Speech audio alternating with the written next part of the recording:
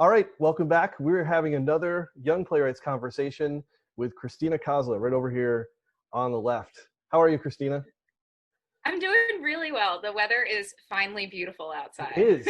I know I can't wait to get outside a little bit later. Actually, I have to get outside. My backyard has been neglected for quite a long time, but it's good weather to All do that it rain finally. has made everything grow. It has. It's been nice. Yeah, It's been yeah. really nice. So that's good. It's been a while since we've been able to connect. So it's great to see you face to face, sort of. Yeah, Um, I'll take yeah. it. So tell me a little bit about what you're doing. What are you up to these days? So I am in my, gosh, I think it's my seventh or eighth year at Stewart Country Day School of the Sacred Heart, which is an all-girls school in Princeton, New Jersey. And I've been there for a while, and I was brought on to teach both drama and theology. Oh, And wow. the cool thing about my job is that I get to see a little bit of everybody. So I start teaching theology in the early childhood program with the 2-year-olds, and then we start our drama program in kindergarten, which is fantastic. Great. And then I teach up through sixth grade, but I also choreograph the eighth grade musical. And then I direct the upper school fall play and choreograph the upper school musical. So hypothetically, if there is a student that starts, at age 2, like I will have them until they're like 18 if they're Oh, really wow. interested in theater. That's Yeah, fantastic. yeah. It's great. And it allows me to kind of work with the varying age groups, and like I'll have to code switch sometimes, right? Mhm. Like you speak to a group of early childhood students in a much different way than you do upper schoolers. But it keeps me on my toes. It's never ever boring. I'm sure, as you know, with Oh, teaching. yes, absolutely. Yeah, I've taught the gamut from not quite kindergarten. I did drop into a kindergarten once, but yeah, I've done second grade through graduate school. So Mhm. it's fascinating, but never have seen the same students throughout the time. One of the things I like about high school is that I get to see them, for 4 years at a time, and there's significant growth that happens in those 4 years. That's fascinating to watch. But it must be something to see them from kindergarten through 12th grade. Or I mean, you haven't been there long enough, I guess, to have a student for that long. But that's really Yeah, but we're getting there, right? Like my sure. first kindergartners are now, halfway through middle school, which is, something to really wrap my head around. And it's, it brings kind of the best parts of teaching out in that way. Like I have those like proud, almost motherly moments, right? When I see Right. that kid who's had like pure stage, like not even fright, but like terror. And then I see them like, take the stage as a fourth grader in the musical, and they get their line out, and then you see the pride on their face, right? Like that's what it's all about. And it's a real privilege to get to be there through the whole process. Absolutely. Yeah. Yeah. Those little moments are so important. I think we focus so much too on trying to be perfect right at the start. But it's Yeah. really those moments of growth where we could see people change and get to that point. That's cool. I love that about teaching too. But now fascinating. I did not know about the theology. Yeah. Fascinated to hear about that. How does that? How do you do that? And I'm curious too about there's a definite uh, interconnection between the two, even just historically, if nothing else. I'm curious how you teach theology, if there's any intersection. That's fascinating. So I think naturally, because it's me teaching theology and I love the arts, right? Like I'm going to be bringing that into the classroom, whether it was Right. part of the job description or not. But they had an opening, and at the time that I was interviewing, the drama position was only part time, and they really wanted to make the position full time. So they were like, "Do you have any interest in receiving training on how to do this? We'll give you the textbook." And what I love about our school is, even though it's a Catholic school, it's extremely progressive. It's part of the network of Sacred Heart schools. So I'm not just teaching Catholicism or Christianity, but it's really kind of a study of world religions. Hmm. And we're bringing the students who come from like very diverse faith backgrounds, we're bringing their home faith into school. So it leads to some really great moments in that interplay between drama and theology. I teach with Godspell a lot because my students love seeing like kind of, the clowning of the parables. Yeah. And they've come up with some like really brilliant observations. Like I usually kind of introduce it in kindergarten, and I've had a couple people be like, isn't that a bit young? But I was totally justified in that choice when I had a student. They were all, they're in the fountain and they're singing God Save the People, and one of the students goes, "Oh, okay, so it's magic water, right?" like they're being baptized. I was like, okay, my work here is done. Like you graduate lower school now, kindergartner. It was pretty impressive. And I think you're right. There's so much of a relationship there, and to some people it's very obvious, and to others it's not. But I always say that, drama is about creation, right? And the Bible starts with a creation story, and it's also about, I can't remember who said it, but it might have been Dorothy Heathcote who said, like, drama is about a man in a mess, and like that's what the Bible is about, and that's what like living out a faith is like, right? Like when you're in a mess, what do you do? So I think there's a lot of room for interplay between the two. Yeah, absolutely. Well, and just even thinking that so much of teaching from the Bible, going back to, I mean, I grew up Catholic and haven't really touched it much since, but just thinking, it's stories. It's constantly being taught through different stories about different people who are in. I love that. It's being in a mess and what do you do, which is even just that's mythological. It's every story we have in any culture around the world comes back to that kind of a thing. Yeah, completely. I mean, we have a big celebration for Diwali in the fall, and we also do a big celebration for Lunar New Year. And so in my second grade theology classes, we put on like the folktale performance for the origin story of the holiday. So we get to look at that not only, within the spectrum of Christianity, but, for so many of the different faiths all across the world. Yeah, that's great. I also just say here too, and anytime I can plug my alma mater, I do. When I went to Niagara University, which is a Catholic school, we were required to take 3 credits of philosophy and 3 credits of religion. And the way the religion was set up was it was world religion. You had to span the world in some way. It was just fascinating, especially as a theater major, and then I tacked an English major onto it too because of this. Just how rich. I just felt that there was such a richness to it. Not being a terribly religious person, but the idea of that story and so just that there's something innately human and spiritual, I guess. It's hard for me to put into words, but I love the connection. As do I. Yeah. So it's great, and it's great to hear that that's continued in the Sacred Heart schools as well. So cool. So that's where you are now. And I know we have to talk about this because I think this is fascinating. And given our current circumstance, you were in the middle of the school play when the big shutdown into quarantine happened, but you've continued on. And I just would love for you to talk a little bit more about that process. So our 4th grade musical is our capstone musical for the lower school. Our lower school starts in kindergarten and ends in 4th grade. So we typically cast right after Christmas or, right after winter break. And when we come back in January, they've had their script. They know what the audition process is like. We audition and we cast and we rehearse entirely within school. And that's to keep it manageable for students and families, to not give them one more thing to, work against in terms of schedules, but if we can have everybody in the room, there we are. So we were already working with a bit of an abbreviated calendar and, a certain number of Fridays that we had to get ready for our May opening weekend. So our school shut down a couple days before our spring break. So I believe the last day was like March 9th maybe, or 10th. And then we had the 2 week of spring break. So I will say that gave us a slight advantage over other schools with the later spring break. We had a bit of time to kind of talk and network with each other and be like, okay, what is working? What's not working? How are you making this happen? So when we came back on March 31st, the big question from our 4th graders is, what's going to happen to our play? And I look back at the Christina of late March and I was like, we're going to make this happen. Don't worry. Completely not knowing how much work it was going to be. Yeah. But I don't regret the choice at all. And so the idea that we came up with is that we use Google Meet as our class meeting platform for our synchronous classes.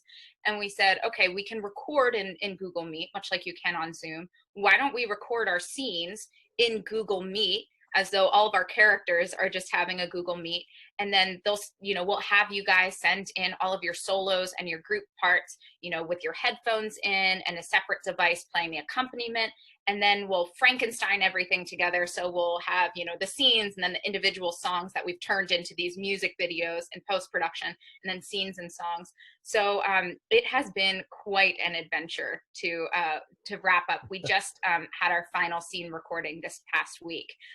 So we are hoping to get the product out to students and their families by the first week in June. All right, good. Well, I'd break a leg with that. I mean, it's what a you know what an endeavor to undertake, and a great example too of just how we need to keep pushing forward. And it's great to hear that the kids have been so on board with it too, because I'm sure there's been a big learning curve for everybody, just Absolutely. trying to adjust to this. Yeah, and families too. I mean, Sure. I keep joking, we're gonna have to have like, I want to list parents as like set designers and like craft services, you know. I have a sister whose job consistently it is to like wrangle the cat because the cat gets really loud while we're trying to record. So I'm gonna list her as the cat wrangler. But I have been so in awe of the excitement and the enthusiasm that they've brought to it. We asked for on our first day, okay, if you can bring an idea of your costume, you know, if you have something that you can borrow from another family member, or look inside your closet, see if there's like a color you can indicate your character with. And what we didn't anticipate is almost every one of those students showed up to our first Friday class in costume, like Oh, great. so excited and so proud of what they had put together. And it was really magical. We're doing Willy Wonka, so there were a lot of Oh, these, wow. you know, larger than life characters that were suddenly on a Google Meet call. It was spectacular. Oh, that's great. And will that be something that's done solely in house, or is that something to be available to the public? That's a great question, and we don't know yet because I Okay. think MTI is kind of figuring it out as we Oh, go yeah. along too with licensing and rights and agreements. So I plan on using, you know, I believe there's a clause that like you can film it for educational purposes, and I believe that this is purely educational. So if nothing else, we'll get this out to our fourth graders and their families so that they can enjoy the process. But MTI, because they're dealing with this, you know, with so many schools across the country, they've Sure. been backed up and we haven't been able to get a phone appointment. I think at one point it was like, if your performance date is supposed to be before this date, like don't contact us, right? Like we can only take on a volume of so many calls. Right. Yeah. No, we were working with MTI for our show, for Into the Woods as well. So it's I've waited to try and reach out to them about our show for that reason. But if you, and I certainly understand the contractual obligations and things like that. But if you do find that it's something that could be shared widely, you know, please send along a link, and I'll be happy to share it out from here too. So Absolutely. Thank you. people can share that. Yeah, absolutely. It's a great thing to see. It sounds like too, it'll be a model for that kind of work, the way you're doing it. Because I know a lot of people have wanted to dive into it, and like you said, it's so intensive. I think it's been more difficult, and people have backed away from trying to get a school play up like this. So it'd be great to see it and have that model out there. Yeah. Yeah, Yeah, so and good. it's a lot of like learning on my feet. And I would say that to anybody that's about to endeavor it, right? Like we learned pretty quickly that if you change the view in terms of like screen sharing, you get different recording results where either you're recording just speaker view or grid view, if that's better for bigger scenes. Right. I have learned iMovie, which I haven't touched since grad school. And I'm sure I'm not using it at all properly. Like if I go to take an iMovie class someday, they'll be like, no, there are 10 easier ways to do it, but I've at least figured out what works for us and our purposes. That's right. That's good. That's good. We'll break a leg again. That's great. So so Thank you. that's what you're doing now, currently, right in this moment. How did you get there? What's your story of your theater story up to the point of being a teacher at the school right now? I love that question because it truly started on the soccer field where I had no talent whatsoever. I my dad owned some retail stores for a while when I was younger where he sold soccer like equipment and soccer apparel, and he was a soccer player. So I was definitely like, you know, the best outfitted player on the field. But after my 1 year, I looked at my mom and I was like, no more. So I, for whatever in my young like 5-year-old mind, like the logical leap was ballet. I guess pun intended. I went into the ballet studio and I'd seen like a friend's older sister like really loved dance, and I was like, okay, I think I want to try dance.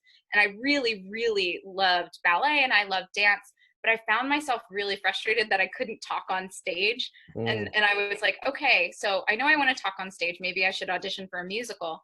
So I auditioned for a community theater production of Bye Bye Birdie when I was 10. So I think I was going into 6th grade at the time. And I had a terrible audition. I had memorized a Shel Silverstein poem, and I just looked at my feet the entire time. But, you know, their community theater is the loveliest group of people. And they're like, congratulations, you know, you're a birdie fanatic and you're going to be in telephone hour. But as I got more confident, as that rehearsal process went on across the summer, there were a couple kids, as inevitably happens, that had dropped out. And so there were solo opportunities. And I was like, okay, well, I think I can audition for these solos. And I guess my confidence had bloomed too. So I got a couple of those solos, which was like a huge boost then to my confidence. Like, wow, I can really do this. And I've kind of never stopped. So I continued doing theater through middle and high school. And, you know, the beautiful thing is that I had an incredible arts education program across my middle school and my high school experiences. And my own directors were so influential in helping me explore character and challenges within production. So it was really no question that I was going to go to undergrad and study theater as well. So I ended up at Drew University, which is how we met. Right. And I had an incredible 4 years there. And what I love about the program there, because I also love plugging my alma mater, is that since it's a BA, you do a little bit of everything.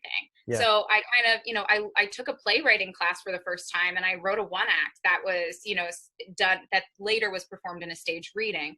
I dabbled in costume design and then also performed. So it was really cool to see production from all different angles that I'd never explored before. Yeah. I think it was the harder challenge to me was figuring out kind of what I wanted to do with that, because I was in the, I think, the minority in terms of I knew I didn't want to act professionally. And I knew that for my own purposes, I needed a bit more stability, and I needed like predictability and routine. But I got an education internship at the Wilma Theater in Philadelphia. Oh, great. And I loved it. Yeah, and that was fantastic. So I was working on doing Shakespeare with, like, you know, first through, I think, eighth graders. And that was really fantastic. So I ended up at NYU for my master's in educational theater, and then was very fortunate to get hired like the week before graduation by Stewart, the school that I am currently teaching with. So I'm one of those rare people that has like a rather linear trajectory, and I never want that to kind of be the model for my students. Like, I'm like, listen, I'm weird. I knew what I wanted to do really early on, and things worked out. And it doesn't always work that way. So, but yeah, I can look back and say that, like, pretty much the kid I was at 10 is the person I am now as a teacher, which is a fortunate thing, I think. That's great. I'll tell you, I kind of feel the same way about myself, and my path was anything but linear. I mean, I've just come around into a huge circle. I mean, I was told, I love this story. My guidance counselor told me when I was 16 that I would be a great teacher. And because I was 16, I did everything I could not to follow that advice. Right. And, you know, I love the theater, and, at Niagara, we also did a little bit of everything. The thing about it that I really liked too was it was a BFA program. So our performance class was actually 5 classes. And then we did all the other stuff with it, which I don't know how we got through it. I think seriously, that sounds like an undertaking. It's an undertaking, but it's a lot of fun. But, you know, and when I was done, I knew, just like you, I didn't want to be an actor. I just didn't think it was going to work for me. And I had my advisors at Niagara had actually graduated from the NYU program. They studied, the two of them did their PhD work with both Nancy and Lowell Swartzell. Oh, that's so funny. Yeah, so they tipped me, that would be a great place to go, and then, from there I kind of made this roundabout route to finally becoming a teacher today. So. But that's funny to see the similarities with you're here and I'm kind of all the way around. It's different for everybody, and it's great too. I have a hard time telling my students any kind of advice about what to do with their path. I always tell them, like, if there's something you want to do, try to pursue that. If something you feel like you have to do, but also know what you need to do to survive.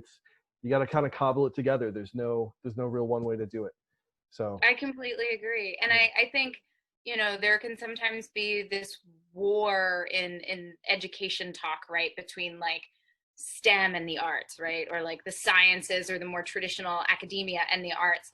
And so what I've been telling my students more recently is, like, you can do both, like right. you can still have a passion and have it not be your day job, right? Like, if you want to study astrophysics, go for it, and like keep playing the violin, or like keep writing things, so it doesn't have to be an either or. And I think we often our students feel a great pressure to specialize, Right. especially, I teach in Princeton. It's a town associated with the Ivy League University.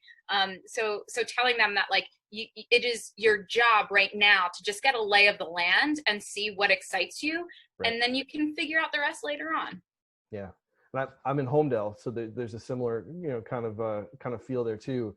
And what I really like about the high school is that the kids who are performing in the musical are also, they're captain of the field hockey team. And I've got one guy who he just was nominated for best supporting actor in a musical for regional awards, but he's also going to Penn to study economics and play football. And the one girl, who's a great actor, she's won a robotics award.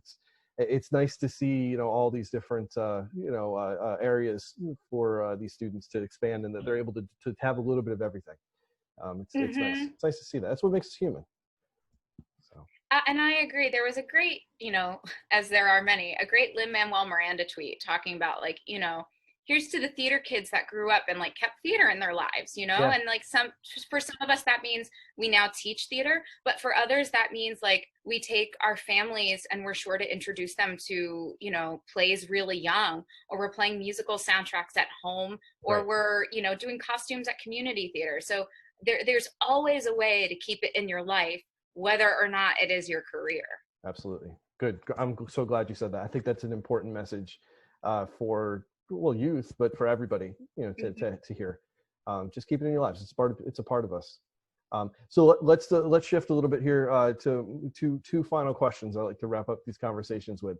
First one is what has been the biggest challenge in your artistic career that you have overcome? That's a great question. And I think there was a little bit of pressure, especially in undergrad, right? Like this idea of being like a serious artist, right? Like what does that look like? And what does like a serious performer do in order to prepare for characters? And I think allowing myself like just playful theater things. I did a production of Peter and the Starcatcher last year, and I played Smee, and like when else in life would I get to like slap on a fake beard and like run around on stage, And so I think really there was just this little tide internally of like, oh, I want to be taken really seriously, but reconciling with the fact that like it doesn't have to be serious art to be important and to be really valuable. And returning to the notion of like, it's called a play, so why not be playful about it? That's right. That's right. I had a friend in college who always would say that it's a play, so let's just play. Let's just get in there and see what happens. We lose sight. It's easy to lose sight of that. So that's great. So what advice would you give to a young person who's out there looking to create their own work? I like to have this resource be something that people can look to when they want to create something. Not necessarily actors, but everybody, actors, writers, people who want to create online content or just do something in their living room. What's the one thing you've learned that you find you pass on most often? I love what you just said about like creating something in your living room, and how the most, what we consider the greatest works of art, like all had that seed, right? All had that starting of just like an interest or something that like was an idea that wanted to be pursued. So it all started in somebody's living room. So I guess it would be twofold to know that wherever your art is starting from, it's valid because it's your art and your creation and it's coming from you. And then the other thing that I would say is, while humility is very important, there's also there's no shame in saying, here's something that I did that I'm really proud of, and putting yourself out there and sharing it with the world, right? It doesn't mean that you're, full of yourself. There's not ego involved. It's saying like, this is, in the same way that you would say like, this is a project for school that I worked really hard on, right? Like this is a passion project of mine and I've worked really hard on it and I'd love to share it with all of you. So I guess, yeah, getting comfortable with kind of, and it's not even self-promotion, but like sharing your passion with other people. That's great. I love it. We're going to leave it there. You said that perfectly. It's a very important message to have out there. Share your passion with other people. All right, don't hide your light. What is it? Don't hide your light under a bushel. I'm trying to tying it back Under to a theology, bushel. but I've done it poorly. Christina, thanks You so much. brought it back. You brought it back. All right, good. All right, great. Thanks so much. It's been so good to see you and get caught up with you. And thanks for sharing everything with everybody. Absolutely. Thank you so much, Jim. No problem. Take care.